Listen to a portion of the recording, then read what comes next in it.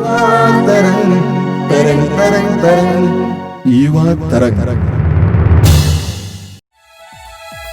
प्रभु तुझे धन्यवाद मेरे तन मन से, प्रभु तुझे धन्यवाद मेरे तन मन से। तूने मुझे चुन लिया है युग युग से, तूने मुझे बुला लिया है युग युग से। प्रभु तुझे धन्यवाद मेरे तन मन से, प्रभु तुझे धन्यवाद मेरे तन मन से। तूने मुझे चुन लिया है युग युग से, तूने मुझे बुला लिया है युग युग से। सभी भाई बहनों को जय यीशु। मेरा नाम अरविंद कुमार यादव है। मेरा गांव बिलवरिया में वाराणसी का रहने वाला हूं। मेरे जीवन में प्रभु द्वारा किए गए सभी कार्यों को एक साक्षी के रूप में मैं सुना रहा हूं। प्रभु ने हमारे जीवन में बहुत सारे कार्य किए हैं, छोटे छोटे बड़े बड़े। मैं सोच रहा था कब से कि प्रभु की साक्षी मैं लोगों को सुना पाऊँ कभी। मेरे जीवन में जो प्रभु कार्य किए हैं। मैं बेरोजगार था, आश्रम में आता था, 2-4 साल में आश्रम में आया। मैं आश्रम जाता था, सिर्फ बाइबल बैठ के पढ़ता था। उसके बाद मैं उस समय आश्रम जाता था जिस समय कोई नहीं रहता था। जैसे शाम की प्रार्थना खत्म हो जाती तो मात्र 1 लोग या 2 लोग रहते, तो उस समय मुझे बहुत आनंद आता था प्रार्थना करने में। उस समय मुझे बहुत शांति मिलती थी।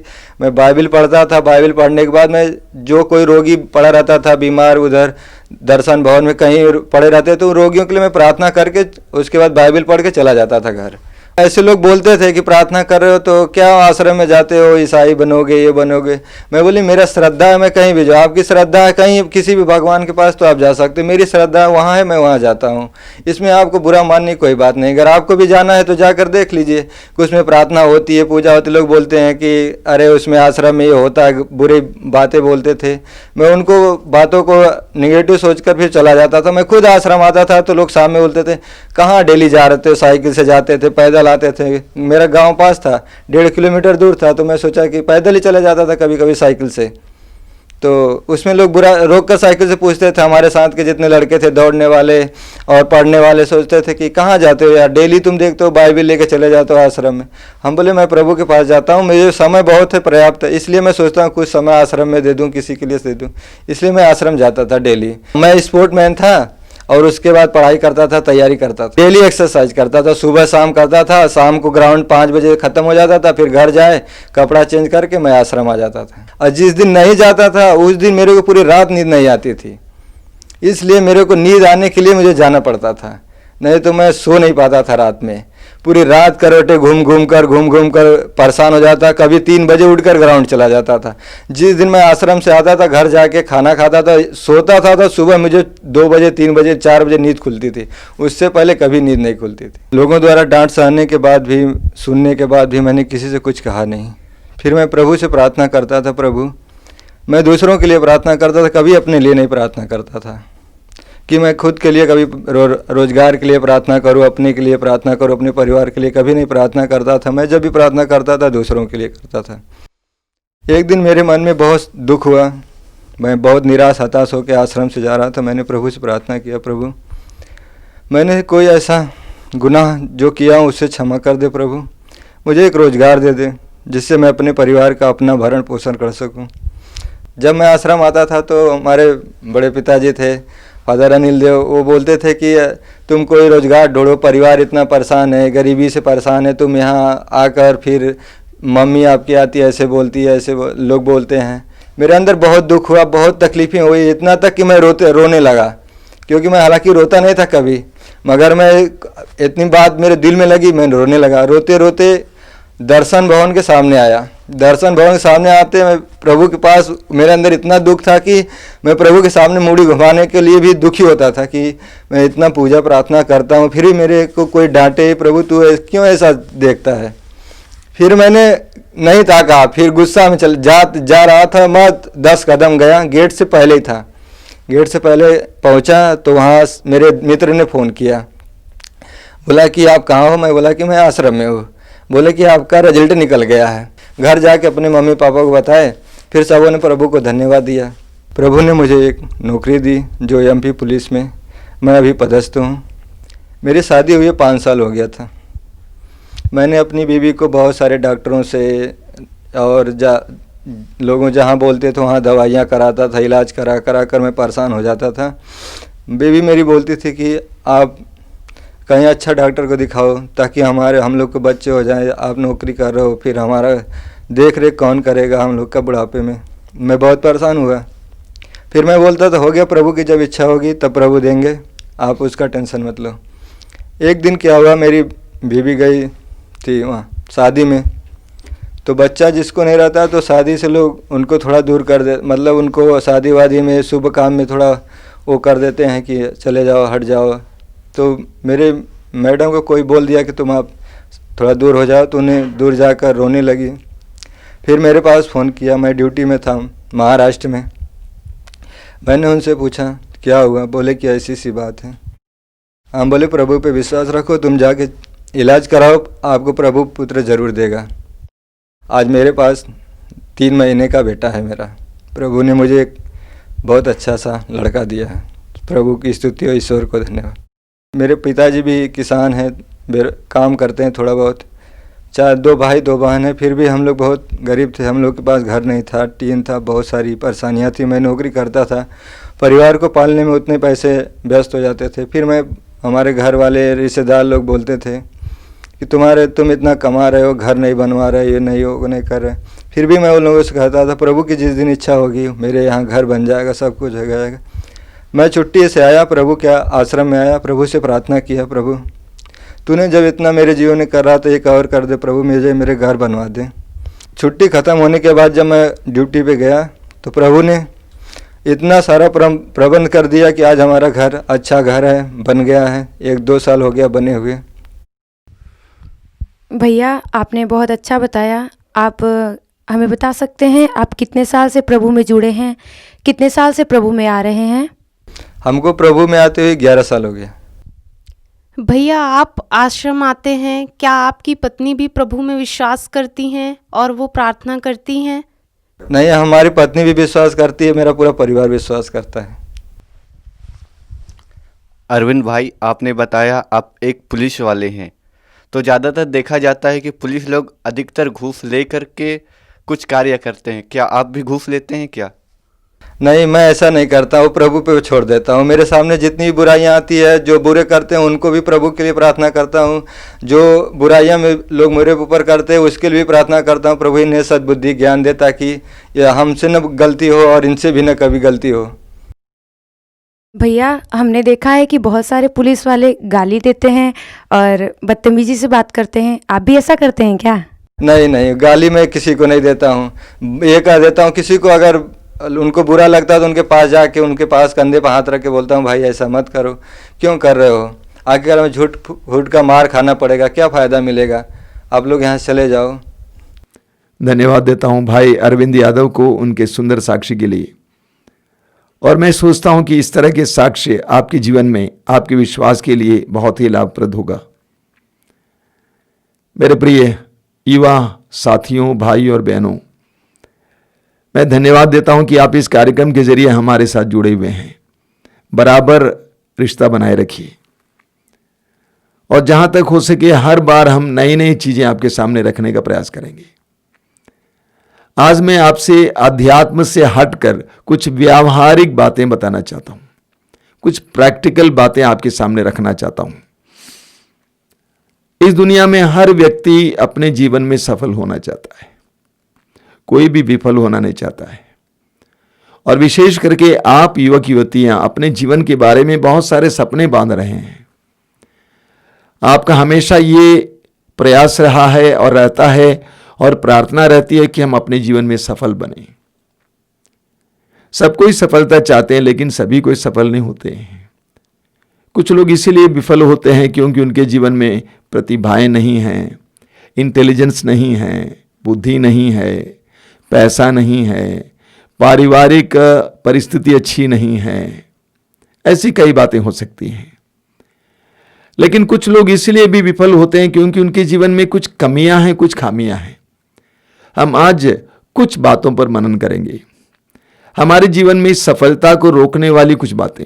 सबसे पहली बात मैं देखता हूं कि कुछ लोग अपने जीवन को गंभीरता पूर्वक नहीं लेते हैं।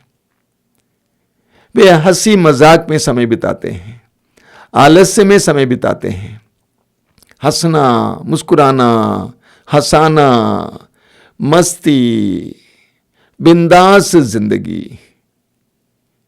अधिकतर लोग ऐसे होते हैं जो परिवार का सबसे बड़ा बेटा है, सबसे बड़ी बेटी है, या सबसे छोटा बेटा है, सबसे छोटी बेटी है।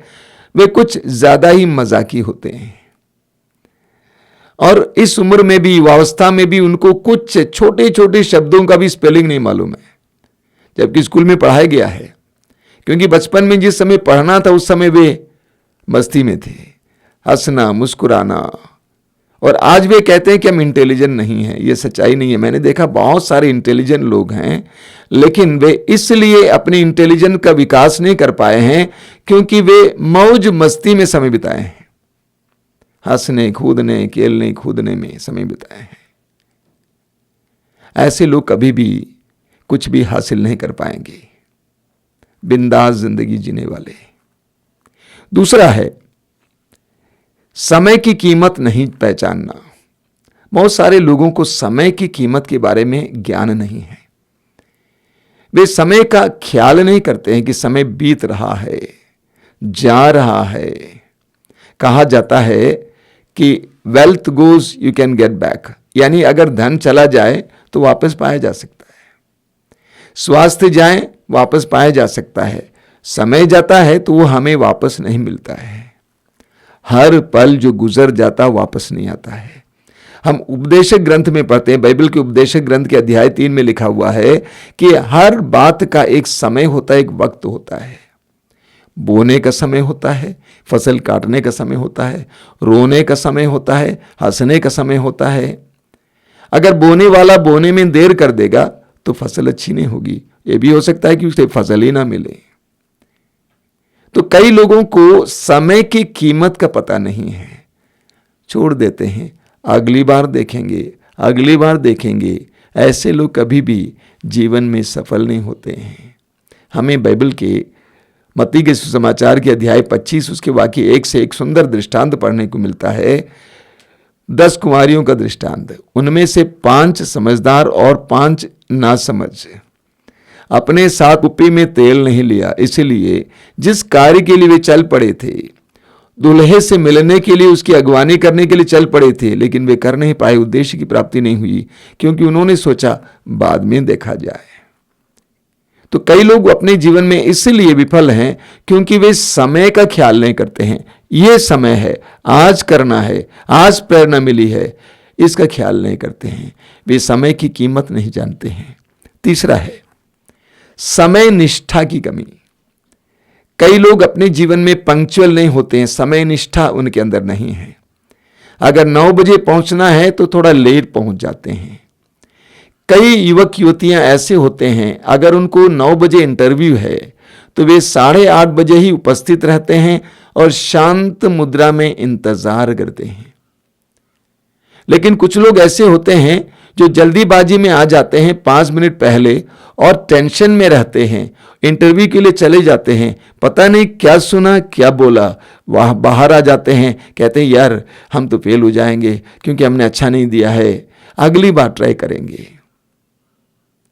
कुछ लोग ऐसे होते हैं जो 5 मिनट लेट आते हैं, हर जगह हर परिस्थिति में लेट आ जाते हैं और कहते हैं सॉरी सर, सॉरी मैम, और उसके बाद कुछ झूठ भी बोल देते, ट्रैफिक जाम था, गाड़ी खराब हो गई, मम्मी की तबीयत खराब थी। ये उनकी जीवन की शैली है, लेट आना। ऐसे लोग जीवन में कभी भी सफलता नहीं पाएंगे। वे जिंदगी भर सॉरी सॉरी सॉरी बोलते रहेंगे। अगला है कुछ गंदी हरकतें करने की आदत। इंटरव्यू के लिए बैठा हुआ है और वो क्या करता है, तबला बजाता है टेबल पे। आदत पड़ गई है, क्या करें बचपन से। या तो पैर को हिलाने लगते हैं जैसा कि सिलाई मशीन चला रहा है। बचपन में किसी ने टोका नहीं, रोका नहीं, ये आदत बनी हुई है। या हाथ को यहां वहां चलाना, खुजलाना, नाक में उंगली चलाना, ऐसी गंदी गंदी हरकतें बिना जाने समझे ही कर बैठते हैं, क्योंकि बचपन से आदत पड़ गई है। आजकल बॉडी लैंग्वेज की बात होती है। जो लैंग्वेज आप बोलते हैं उससे बढ़कर लोग बॉडी लैंग्वेज देखते हैं, यानी आपके शरीर की भाषा को देखते हैं। ऐसी गंदी हरकतें करना, ये आपके जीवन की सफलता के लिए एक बहुत बड़ी बाधा हो सकती है। मैं क्यों ये सब बता रहा हूं, ताकि इन दिनों आप अपने आप को जांच करेंगे। अगर ऐसी आदतें हैं, धीरे धीरे धीरे उसके विरुद्ध आप कार्य करेंगे और अपने आप को शांत करेंगे, सफलता के लायक जीवन जिएंगे। अगला है गंदी आदतें। कई लोगों के अंदर कई गंदी आदतें हैं, जैसा कि ढंग से मुंह नहीं धोना, ढंग से ब्रश नहीं करना, मुंह से गंदगी निकलती है। पारिवारिक जीवन में भी एक बहुत बड़ी बाधा होती है। दाम्पत्य जीवन में, पति पत्नी के जीवन में बहुत बड़ी बाधा होती है। कई पत्नियां पतियों से बहुत नाखुश हैं और कभी कभी नफरत भी करती हैं, क्योंकि पति साफ नहीं है। उसी तरह पति भी पत्नी से नाखुश होते हैं, विशेष करके आज के जमाने में। मुंह नहीं धोना, टाइम पे ब्रश नहीं करना, ढंग से ब्रश नहीं करना। कुछ लड़के लड़कियों के शरीर से बहुत ज्यादा पसीना छूटता है और वो पसीना बदबू देते रहता है। और अच्छे कपड़े नहीं पहनते हैं, सफाई से कपड़े नहीं पहनते हैं, गंदगी और गंदी आदतें, और समय पर शौच नहीं करते हैं। गंदी आदतें, गंदगी और बदबू हमारे जीवन के लिए एक बहुत बड़ी बाधा हो सकती है। दाम्पत्य जीवन में भी एक बहुत बड़ी बाधा हो सकती है। पति पत्नी के रिश्ते में भी यह खराश उत्पन्न करती है। अगला है गंदी दृष्टि। देखिए, प्रभु यीशु ने कहा है मत्ती के सुसमाचार के अध्याय 6 उसके वाक्य 22 और 23 में, आंख शरीर का दीपक है। यदि आंख सही है, स्वच्छ है, शुद्ध है, तो आपका पूरा शरीर प्रकाशमान होगा। सब कुछ हमारी दृष्टि पर निर्भर है। हम कैसे लोगों को देखते हैं, परिस्थितियों को देखते हैं। कुछ युवकों के अंदर युवतियों और अन्य नारियों को गंदी दृष्टि से देखने की आदत है। कुछ युवतियों के अंदर युवकों और अन्य पुरुषों को गंदी दृष्टि से देखने की आदत है। ये आपके सामने जो बैठा है और देखता है, बिल्कुल स्पष्ट उन्हें दिखाई देता है। ये गंदी दृष्टि आपके जीवन में सफलता के लिए एक बहुत बड़ी बाधा बन सकती है। विशेष करके आप अन्य लोगों के साथ काम करते हैं, नारियों के साथ काम करते हैं, पुरुषों के साथ काम करते हैं, ये आपके लिए घातक बन सकता है और आपके जीवन में बहुत सारी परेशानियां भी उत्पन्न कर सकती हैं। गंदी दृष्टि, अश्लील दृष्टि। अगला है गाली गलौज करने की आदत। मुंह से गंदे गंदे शब्द निकलते हैं, बचपन से आदत पड़ गई है। कुछ भी बोलो, कोई ना कोई गाली का शब्द निकल आएगा। गंदी बातें निकल आती हैं, दो अर्थ के शब्द निकल आते हैं। जुबान खोलते ही उसका व्यक्तित्व प्रकट हो जाता है। हो सकता है कि आत्मा में अच्छा इंसान हो, लेकिन उसकी जुबान में ये गंदी गंदी बातें हैं जिसको सुनकर वह लोग उससे अनाकर्षित हो जाते हैं। तो उसके अंदर ये गंदी बातें हैं, ये गंदगी बोलने की आदत है, गाली बोलने की आदत है, इत्यादि इत्यादि, एक बहुत बड़ी बाधा बन सकती है। मैं क्यों बोल रहा हूं? ताकि हमें अपने होंठ पर, अपनी जुबान पर अधिकार लेना है, उसको नियंत्रित रखना है। अगला है स्वार्थपरता। कई लोग बहुत ज्यादा ही आवश्यकता से ज्यादा स्वार्थी हैं। मैं घर गया हुआ था और जवान दंपति, उनके छोटे छोटे बच्चे थे। भोजन का समय आया, पत्नी भोजन लेकर पति के सामने रखा और मेरे भी सामने रखा। सभी बच्चे सामने बैठे हुए थे। मैंने देखा कि वो पति बिना अपने बच्चों का ख्याल किए जल्दी जल्दी खाते जा रहे थे और मुस्कुराते हुए, हंसते हुए मुझसे बात कर रहे थे। मुझे बहुत बुरा लगा। यानी वो पक्का स्वार्थी इंसान है। जिसके अंदर बहुत ज्यादा स्वार्थपरता है, वो जीवन में सफल नहीं होता है। जहां कहीं भी जाए काम के लिए, वो हमेशा सोचता है मुझे क्या मिलेगा। मैं कैसे आगे जा सकता हूं। जीवन में अपने आप को जो धक्का देने वाला है, अपने आप को आगे ले चलने वाला है, लोगों के प्रकट हो जाता है कि ये स्वार्थी इंसान है, उससे लोग कतराते हैं, उसको लोग दूर रखते हैं। विशेष करके पारिवारिक जीवन में, पति पत्नी के रिश्ते में जिस व्यक्ति के अंदर बहुत ज्यादा स्वार्थ है, वो व्यक्ति अनाकर्षक होता है। ऐसे पतियों को पत्नी प्यार नहीं करती है, ऐसे पत्नियों को पति प्यार नहीं करते हैं। इसलिए हमारे अंदर जो बहुत ज्यादा स्वार्थपरता है, अपने ही बारे में सोचना, उससे हमें छुटकारा पाना है। दूसरों की भलाई सोचना है, दूसरों की सेवा करना सीखना है, तभी हम जीवन में सफल हो सकते हैं। मेरे प्रिय छोटे भाई और बहनों, मैंने जानबूझकर ये बातें आपके सामने रखी क्योंकि मैं जानता हूं कि शायद ही कोई आपसे ये सारी बातें कहता होगा। मैंने देखा कई लोगों के जीवन में विफलता का कारण यह है, छोटी छोटी बातें जिसका ख्याल नहीं किया जाता है, लेकिन जो आपके जीवन की सफलता के लिए मायना रखता है, मतलब रखता है। अपने आप को सुधारने के लिए हमेशा प्रयास करना है। कभी यह नहीं कहना कि मैं ऐसा हूं, बिल्कुल नहीं, आप ऐसे नहीं हैं। ईश्वर ने आपको ऐसा नहीं बनाया है। वचन में लिखा हुआ है, ईश्वर ने आपको अपना प्रतिरूप बनाया है। आप बदल सकते हैं, आपको बदलना भी चाहिए। जब तक आप सभ्य नहीं बनेंगे, जब तक आप निस्वार्थ नहीं बनेंगे, जब तक आपके व्यवहारों में सभ्यता नहीं है, तब तक समाज में आप सफल नहीं हो पाएंगे, पारिवारिक जीवन में आप सफल नहीं हो पाएंगे, दाम्पत्य जीवन में आप सफल नहीं हो पाएंगे। इन बातों को फिर एक बार सुनिएगा, बार बार सुन लेना, बार बार सुनकर अपने आप को जांच करना, मेरे अंदर कौन कौन सी कमियां हैं। और भी बहुत सारी बातें हैं, लेकिन मैंने आपके सामने कुछ बातें रखी हैं। इन बातों पर मनन करना, अपने आप को जांच करना, देखना मेरे जीवन में मेरी विफलता के लिए ये तो कारण नहीं है।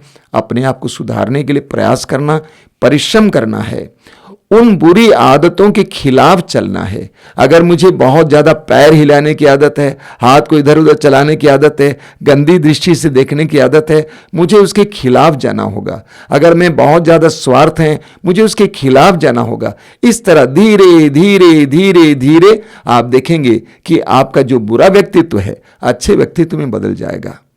आइए हम प्रार्थना करें। प्रभु यीशु, तू बचपन में से ही ईश्वर के अनुग्रह और लोगों के अनुग्रह में बढ़ा। तो बचपन से ही ईश्वर के अनुग्रह और लोगों के अनुग्रह में बढ़ा। इन वचनों को सुनने वाले एक एक छोटे भाई बहन को अनुग्रह में बढ़ने की कृपा दीजिए। तू चाहता है कि हर कोई अपने जीवन में सफल बने। तेरे वचन में लिखा हुआ है, तुम्हारे लिए निर्धारित योजनाएं मैं जानता हूं, तुम्हारे हित की योजनाएं अहित की नहीं, तुम्हारे लिए आशामय भविष्य की योजनाएं हैं। हे प्रभु, तेरे हृदय में हमारे लिए आशामय भविष्य की योजनाएं हैं, लेकिन हमारे अंदर बहुत सारी ऐसी गंदगियां हैं, ऐसे गलत व्यवहार हैं जो हमारे लिए घातक हैं। मदद कीजिए प्रभु यीशु, एक एक छोटे भाई बहन को मदद कीजिए ताकि उनको पहचान सकें और उनसे अपने आप को बचा सकें और अपने आप को ज़्यादा स्वतंत्र बना सकें, तेरी तरह बना सकें। सिर झुकाइए। सर्वशक्तिमान परमेश्वर, पिता और पुत्र और पवित्र आत्मा आप लोगों को आशीर्वाद प्रदान करें। आमीन। गीत सुनिएगा और उसको गुनगुनाते हुए आगे बढ़ें। तूने मुझ में क्या देखा, मुझ में तूने क्या पाया, मुझ में तूने क्या देखा, मुझ में तूने क्या पाया, तूने मुझे क्यों बुलाया, तूने मुझे क्यों बुलाया, प्यार भरे हृदय से मैं कहूँगा तुझे धन्यवाद, प्यार भरे हृदय से मैं कहूँगा तुझे धन्यवाद, प्रभु मुझे धन्यवाद, मेरे तन मन से प्रभु तुझे धन्यवाद, मेरे तन मन से तूने मुझे चुन लिया है युग युग से, तूने मुझे बुला लिया है युग युग से, तेरी राहों में चलता रहा, फिसलता हुआ आगे बढ़ा। तेरी राह में चलता रहा, फिसलता हुआ आगे बढ़ा। फिर भी तूने साथ न छोड़ा, फिर भी तूने साथ न छोड़ा। प्यार भरे हृदय से मैं कहूँगा तुझे धन्यवाद। प्यार भरे हृदय से मैं कहूँगा तुझे धन्यवाद। प्रभु तुझे धन्यवाद, मेरे तन मन से। प्रभु तुझे धन्यवाद, मेरे तन मन से। तूने मुझे चुन लिया है युग युग से। तूने मुझे बुला लिया है युग युग से।